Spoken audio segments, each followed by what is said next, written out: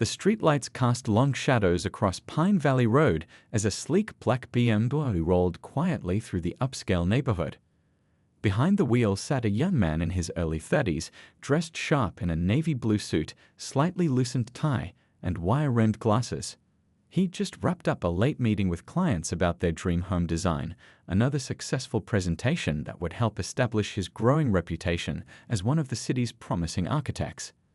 The clock on his dashboard read 10:45 p.m. when red and blue lights suddenly flooded his rearview mirror. His heart sank a little, but he stayed calm, doing everything by the book, turning on his interior lights, keeping his hands visible on the steering wheel, and pulling over smoothly to the curb. 2 police cruisers stopped behind him, which seemed unusual for a routine traffic stop. He watched in his side mirror as 4 officers stepped out, hands resting near their weapons. The lead officer approached, flashlight beam cutting through the darkness directly into his eyes. "License and registration," the officer demanded, his tone sharp and suspicious. The young man reached slowly for his documents, narrating his movements. "I'm getting my license from my wallet and the registration from the glove compartment, sir." As he handed over his papers, the officer studied them with narrow eyes. "Mr. Jones, what are you doing in this neighborhood at this hour?" "I'm an architect, sir. I just finished a client meeting about their home renovation project." His voice remained steady and professional despite the growing tension in the air. The officer's partner circled the car, shining his flashlight through each window. "There's been a series of break-ins reported in this area. Got any proof about this supposed meeting?" Mr. Jones reached carefully for his leather portfolio on the passenger seat. "Yes, sir. I have my business cards, the project plans, and—" "Step out of the vehicle," the first officer cut him off, hand now firmly on his weapon. "Keep your hands where we can see them." The night air felt cold as he stepped out, standing tall in his perfectly tailored suit. He could see curtains twitching in nearby homes as neighbors peeked out at the scene unfolding on their quiet street. Despite his racing heart, he maintained his composure, knowing from experience that staying calm was crucial. "Sir, I can prove I'm an architect. My firm's number is on my business card. You can call them to verify." "Turn around and place your hands on the hood," the officer instructed, ignoring his explanation. The BMW's metal felt cool under his palms as he complied, his mind racing but his exterior remaining composed. He'd done nothing wrong, yet here he was, being treated like a criminal in the same neighborhood where he'd just presented a $1 million renovation design. The irony wasn't lost on him. Less than an hour ago, he'd been sitting in a potential client's living room, discussing their vision for their dream home. Now, on the same street, he was being treated with suspicion and hostility. But he knew getting angry wouldn't help. He'd been raised to handle situations like this with dignity, no matter how unfair they might be. What the officers didn't know, what they couldn't guess from their assumptions, was just how wrong they were about the man they were treating with such suspicion. But soon, very soon, they would discover exactly who they'd pulled over, and the revelation would change everything about this night. The officers ordered Mr. Jones to remain still as they began searching his car. His heart raced faster when they popped the trunk, knowing what they'd find inside. Thousands of dollars worth of professional camera equipment he used to photograph his architectural projects. Well, what do we have here?" One officer's flashlight beam swept across the expensive gear. "Got quite a collection back here. Where'd all this come from?" "That's my professional equipment," Mr. Jones explained calmly, though his palms were sweating against the hood of his car. "I photograph all my architectural projects. The camera gear is registered and insured. I can show you the documentation." "Sure it is," the officer replied, his voice dripping with sarcasm. "Just like you're a so-called architect, right?" He lifted one of the camera bodies, examining it like evidence. These matched the description of equipment stolen from a photography studio last week. The situation was spiraling out of control. Mr. Jones took a deep breath, remembering his father's words about staying level-headed in tough moments. "Officer, please. Those cameras are essential for my work. I have receipts, insurance papers, everything. They're all legally purchased through my firm." A third officer emerged from the car, holding Mr. Jones's leather portfolio. "Got some fancy blueprints and drawings in here too. Could be casing documents, planning the next job." "Those are my client's renovation plans," Mr. Jones protested, his professional demeanor starting to crack under the weight of their assumptions. "The house numbers and addresses are right there on the drawings. You can verify everything." But the officers weren't listening. They'd already made up their minds about who and what he was, despite all evidence to the contrary. The lead officer pulled out his handcuffs. "We're taking you in for questioning about these stolen items. Please just call my firm. Their after-hours number is on my business card. Or my client, I was just at their house. They can confirm everything I'm telling you." The metal cuffs clicked around his wrists as neighbors watched from their windows and doorways. The same people who might have hired him to design their dream homes were now watching him being arrested in front of their manicured lawns. His expensive suit, professional portfolio, and legitimate business credentials meant nothing in this moment. Years of education, hard work, and building his reputation seemed to vanish in the face of their prejudices. But Mr. Jones knew something they didn't, a truth that would soon turn this entire situation upside down. As they led him toward the police car, he thought about his father and almost smiled despite everything. These officers had no idea what was coming. Sometimes life's hardest moments led to the most powerful changes, and this night was about to become a wake-up call none of them would ever forget. The young architect stayed quiet as they placed him in the back of the cruiser, his mind already racing ahead to what would happen at the station. He'd seen enough in his life to know that sometimes the best response to injustice was patience. Let them think they had him figured out. Let them believe their assumptions. The truth would reveal itself soon enough. One officer started cataloging the camera equipment while another bagged his portfolio as evidence. They treated each item like proof of wrongdoing, blind to the reality of the successful professional they were wrongfully arresting. But Mr. Jones knew. This night was far from over, and the biggest surprise was yet to come. The fluorescent lights buzzed overhead as Mr. Jones sat handcuffed to a metal chair in the police station's interview room. His perfectly tailored suit was wrinkled now, but his posture remained straight, dignified. The clock on the wall showed it was nearly midnight. Two detectives entered the room, carrying his portfolio and a stack of papers. The older one spoke first. "So you expect us to believe you're some hotshot architect who just happened to be driving around one of the city's wealthiest neighborhoods at night with thousands in camera equipment?" "That's correct," Mr. Jones replied calmly. "I had a client meeting about their home renovation. Everything in my card is my legitimate property." The younger detective spread out the architectural drawings from his portfolio. "These are some detailed floor plans of high-end homes. Perfect for planning break-ins, wouldn't you say?" "Those are my professional designs," Mr. Jones explained, keeping his voice steady. "Call the architecture firm listed on my business card. They'll confirm I'm a senior architect there. Or contact my client from tonight. Their information is right there on those plans."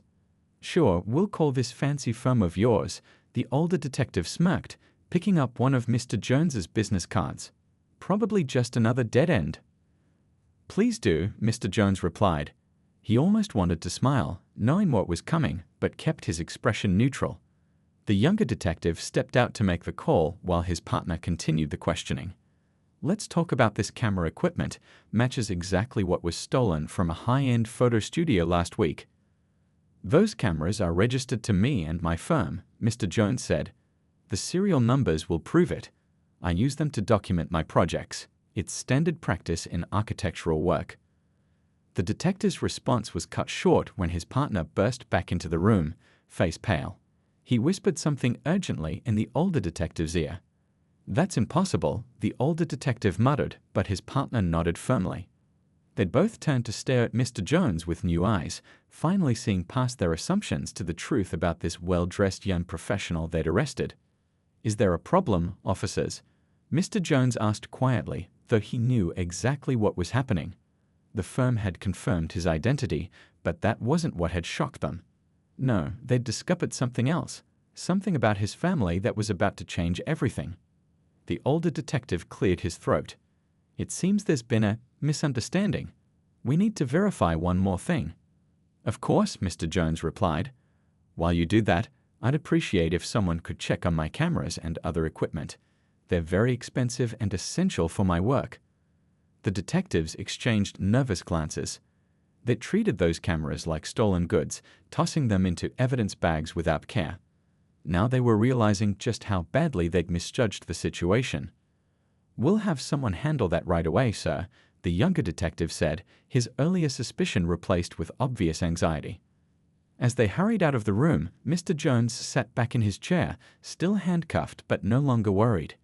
Years of experience had taught him to stay calm in situations like this, to let the truth reveal itself in its own time. Any minute now, the station would be turning upside down as they realized exactly who they had sitting in their interview room. He thought about his father's reaction when he got the call. Despite the late hour, he knew exactly what was coming next. Sometimes life had a way of teaching powerful lessons, and tonight was about to become a teaching moment none of these officers would ever forget. The police station was running its usual late-night shift when everything suddenly changed. A veteran police sergeant was walking past the front desk, coffee in hand, when he overheard a conversation that made him stop in his tracks. "Yeah, we brought in this guy from Pine Valley Road. Claims he's some big-shot architect, had all these house plans and expensive camera gear." The sergeant turned around. "What's the suspect's name?" "Jones. Got him in interview room 3. The sergeant's coffee cup froze halfway to his lips. "Jones? You said he's an architect." "Claims to be. Probably just another." "What's his first name?" The sergeant cut in sharply. The desk officer checked his paperwork. As he read the full name, the sergeant's eyes went wide. His coffee cup hit the desk with a thud. "Oh no," he muttered. "Oh no, no, no. Tell me you didn't arrest him. What's wrong? He matches the description off." "Did anyone run his name through the system?" the sergeant demanded. "Well, we were about to, but—" The sergeant was already rushing to a computer terminal, his fingers flying across the keyboard. As the results popped up on screen, all the color drained from his face. "Get the chief on the phone. Now." "But it's almost midnight." "Now." The sergeant's voice echoed through the station. "And somebody get those cuffs off him immediately." The station erupted into sudden activity. Officers who'd been lunging at their desks sat up straight. The two detectives who'd been interrogating Mr. Jones emerged from a side office, looking confused at the commotion. "What's going on?" the younger detective asked. The sergeant rounded on them. "Did either of you bother to check who this man is? Who his father is?" Both detectives stared blankly. "His father," the sergeant said, his voice shaking, "is Chief Justice Jones of the federal court. The same judge who's overseeing the department's upcoming budget hearing next month." The silence that followed was deafening. Everyone in the station seemed to freeze. The Chief Justice wasn't just any judge, he was one of the most respected and powerful legal figures in the state. And they'd just arrested his son without cause. But he had all that expensive equipment," one officer stammered. "Because he's exactly who he said he is," the sergeant exploded. "A successful architect who uses professional gear for his work.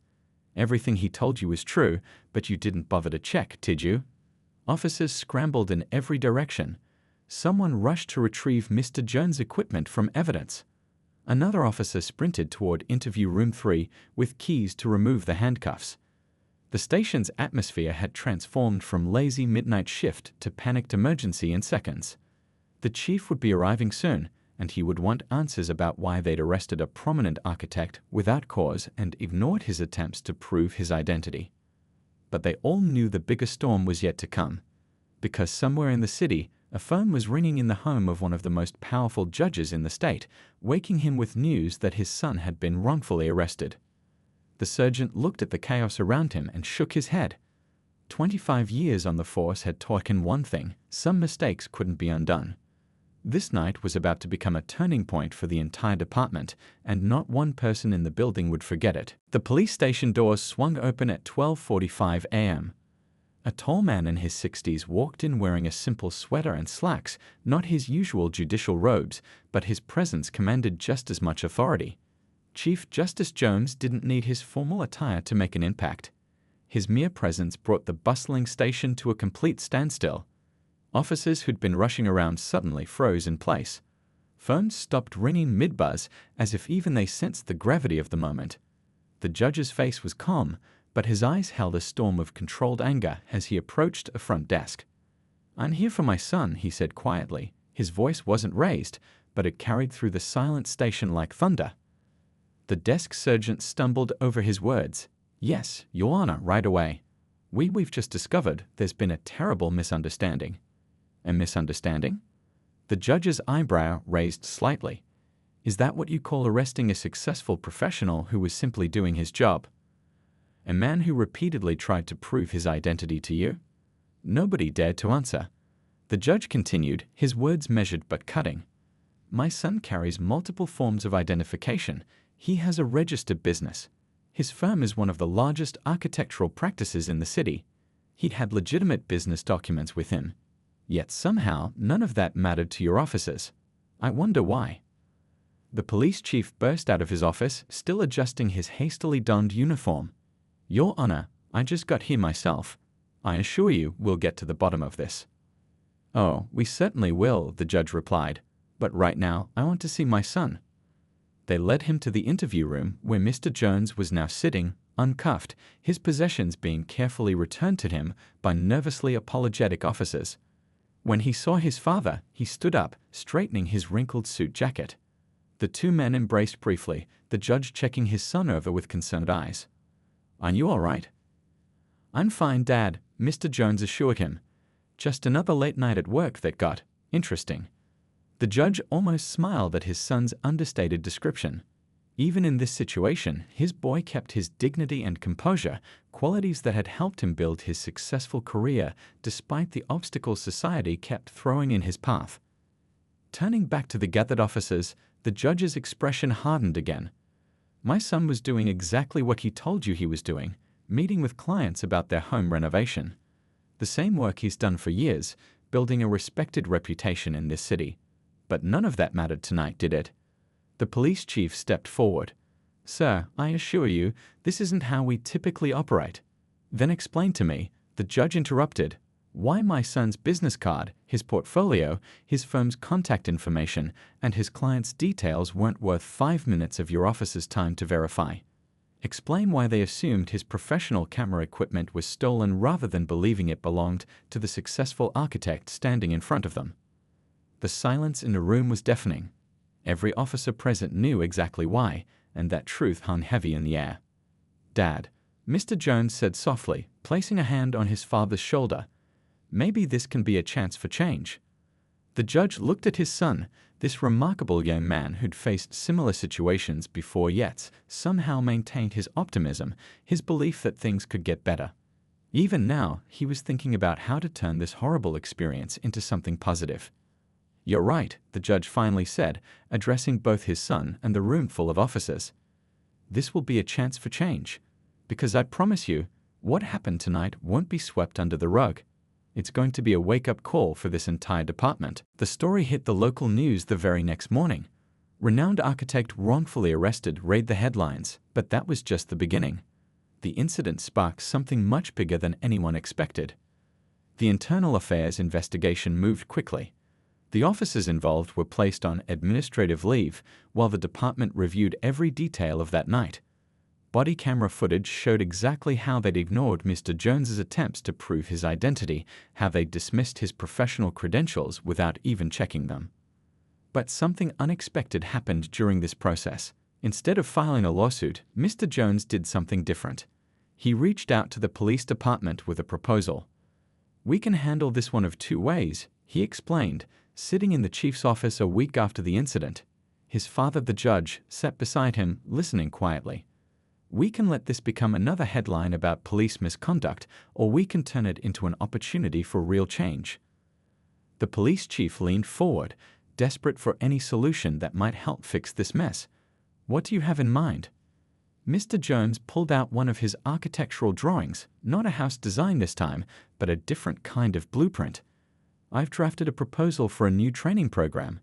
Not just another mandatory seminar, but something real, something that could make a difference." He spread the papers across the chief's desk. "I want to share my story, not just what happened that night, but my whole journey. How I built my career, the challenges I've faced, the assumptions I deal with daily. But I also want to hear from your officers. I want to understand their perspectives, their pressures, their fears. because real change can't happen without honest conversation. The chief studied the proposal, then looked up at the judge. "And you're okay with this approach?" The judge nodded slowly. "My son has always been wiser than me in some ways. He sees possibilities where I sometimes only see problems." The local paper ran another story 2 weeks later. This time, the headline read, "Wrongful Arrest Leads to Groundbreaking Police Training Initiative." The article featured a photo of Mr. Jones speaking to a room full of officers, sharing his experiences with the same dignity and composure he'd shown that night. But it wasn't just talk. Real changes started happening. The department revised its verification procedures, requiring officers to check credentials before making assumptions. They implemented new training protocols focused on overcoming unconscious bias. And most importantly, they started building bridges with the community they served. Other departments started taking notice. Mr. Jones began receiving invitations to speak at police academies across the state. His story became a case study in how to handle confrontations and check assumptions before they led to mistakes. The officers who'd arrested him that night eventually returned to duty, but not before going through the new training program. They listened to Mr. Jones's story, faced their own biases, and learned from their mistakes. One of them later admitted, "That night changed how I approach every situation now. I learned to see people, not assumptions." Throughout it all, Mr. Jones continued his architectural work. His firm received more clients than ever, many having read about his composed response to the incident. He turned down offers to write a book or appear on national news shows. Instead, he focused on what mattered, creating real change in his community. His father, watching all of this unfold, felt a pride deeper than any legal victory could have brought. His son had taken an injustice and transformed it into an opportunity for growth and understanding. That was a different kind of justice, the kind that could actually change hearts and minds. 1 year after that fateful night, the changes were clear and measurable. The police department's annual community survey showed the highest trust ratings in its history. Complaints about racial profiling had dropped by 60%. But the real changes went deeper than statistics. Mr. Jones stood at the podium in the police academy's main hall, looking out at the fresh faces of new recruits. This was his 12th speaking engagement here, but the story never got old because each time it reached new ears and changed new minds. "Success doesn't make you immune to prejudice," he told them, his voice carrying through the silent room. "That night, I was wearing a $1,000 suit and carrying proof of my profession, but none of that mattered. What matters is what we learn from these moments, how we grow from them." In the front row, 2 familiar faces watched, the officers who'd arrested him that night. They weren't here because they had to be. They came to every session voluntarily, adding their own perspectives to the training. Their honesty about their mistakes and what they'd learned had become a powerful part of the program. The department had made his training program mandatory for all officers, not just new recruits. But something unexpected happened. Officers from other cities started asking to attend. What began as one department's response to a crisis had grown into a model program that police forces across the state wanted to adopt. Mr. Jones's architectural firm had grown too. He'd designed a new community center that brought together police officers and local residents for regular meetings and events. The building itself was a symbol of what he'd achieved, not just beautiful, but functional, creating spaces where people could come together and learn from each other. His father, the judge, had watched all of this with growing pride. One evening, sitting in his son's office surrounded by architectural awards and thank you letters from police departments, he finally said what he'd been thinking for months. "You know, you could have burned it all down that night. You had every right to be angry, to demand punishments, to file lawsuits. Instead, you built bridges. You're a better man than I would have been at your age." Mr. Jones looked up from his latest design, ironically, a new police training facility that had specifically requested his architectural services. "Everyone expects anger in these situations," he said, "but sometimes the unexpected response is the one that creates real change." The changes spread beyond just the police department. Local businesses started examining their own practices. Schools invited Mr. Jones to speak about persistence and dignity in the face of prejudice. His story became part of the city's larger conversation about growth and understanding. But perhaps the most meaningful moment came quietly, one evening when Mr. Jones was working late at his office. One of the officers who'd arrested him stopped by, not for any official reason, but to share some news. "I was responding to a call last night," the officer said. "Found a young man in a suit in a fancy neighborhood.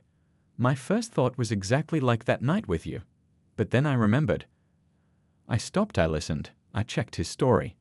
Turns out he was exactly who he said he was, a young doctor checking on an elderly patient. A year ago, I might have made the same mistake twice. Mr. Jones smiled, thinking about how one night, one incident, one decision to choose understanding over anger had created ripples that were still spreading. Sometimes the biggest changes didn't come from tearing things down, but from showing people a better way to build them up.